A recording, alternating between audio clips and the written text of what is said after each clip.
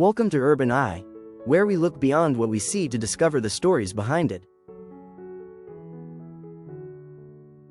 How Spain's kings used art to build power. For centuries, Spain's kings collected extraordinary objects like these: paintings, tapestries, sculptures, furniture, carriages, and objects created by some of Europe's finest craftsmen. But why? Was it simply a love of beauty? Not entirely, because for a king, art could be much more than decoration. Art was power.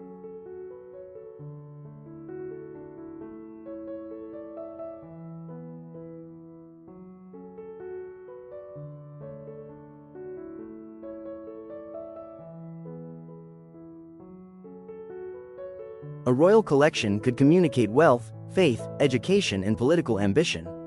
The artists a monarch commissioned, the objects displayed in a palace, and even the images surrounding the royal family helped construct an identity.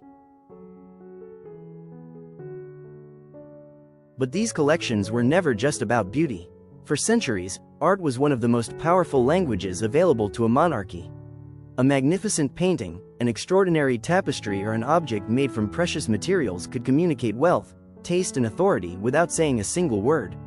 And the message was not intended only for the royal family. Ambassadors, foreign visitors, and members of the court entered these spaces and immediately understood what they were being shown. Power, made visible. The palace itself became a stage, and everything inside it helped tell the story of those who ruled.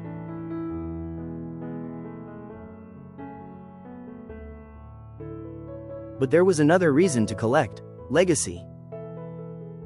Each generation inherited the treasures of those who came before, and added something of its own.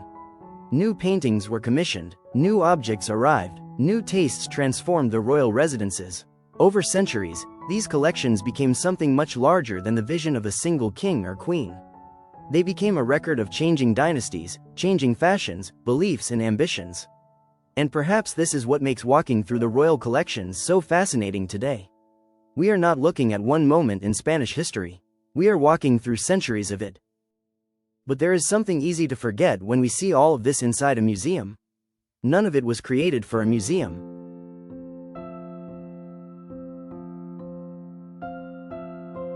For centuries, the Spanish monarchy collected works from across Europe. Flemish painting, Italian masters, extraordinary tapestries, and objects created by some of the finest craftsmen of their time all found their way into the royal collections. But collecting was about more than taste.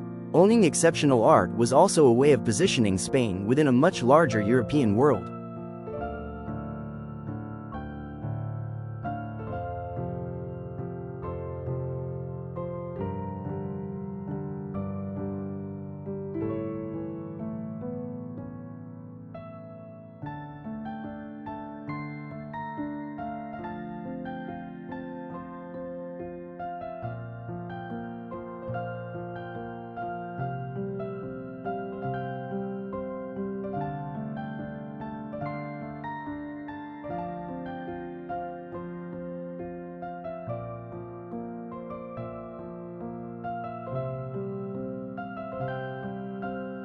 These treasures were never collected for us to see.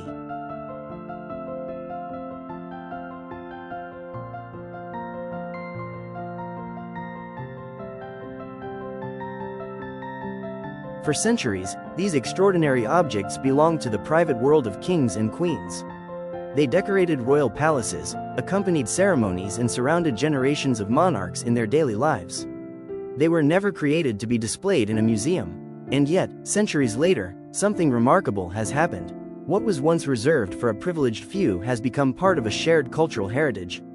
Today, we can stand just a few steps away from objects that once represented wealth, authority, and royal prestige. We can observe their details, discover the craftsmanship behind them, and experience a world that was once almost completely inaccessible. Power has become history, and private treasures have become our window into the past.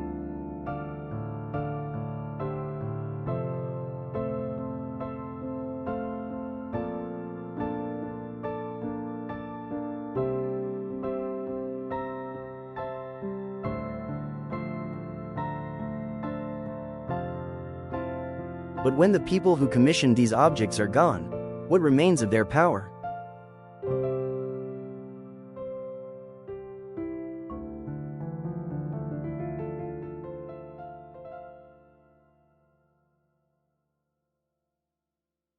Kings and queens disappear, empires change, dynasties come and go, but the objects they leave behind can survive for centuries. Removed from the palaces, ceremonies and political ambitions that once gave them meaning, they begin to tell us a different story. A painting becomes more than an image of power. A tapestry becomes more than decoration. And a carriage becomes more than a way to travel. They become witnesses to the people who made them, the society that valued them, and the world in which they once existed. And perhaps that is their real power today. Not to remind us who once ruled, but to help us understand the world they left behind.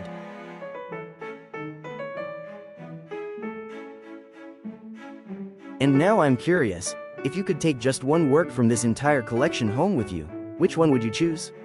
Tell me in the comments. Perhaps that is what makes this collection so extraordinary.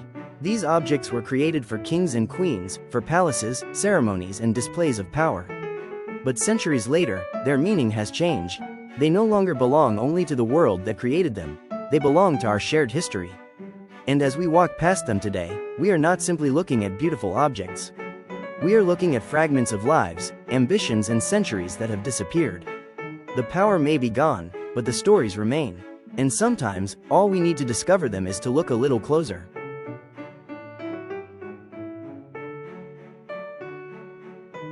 If you enjoyed this journey, please like, share, and subscribe to UrbanEye if you haven't already. See you on the next discovery.